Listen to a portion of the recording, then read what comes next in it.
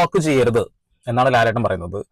ഒരു പക്ഷെ നമ്മൾ ആരാധിക പുരുഷന്മാർ ആരാധികമാരൊക്കെ മുന്നോട്ട് വരുമ്പോ ഇത്തരം രീതിയിലുള്ള ആളുകളുടെ ഈ ഒരു സമീപനം ഉണ്ടല്ലോ, അതായത് ഓടിച്ചെന്ന് ബഹളം വെച്ച് ലാലേട്ടാന്നൊക്കെ വിളിച്ചിട്ടുള്ള സംഭവം, ശരിക്കും പറയണമെന്നുണ്ടെങ്കിൽ അത് ശരിക്കും ഒരു അരോചകമാണ് ചില സമയങ്ങളിൽ.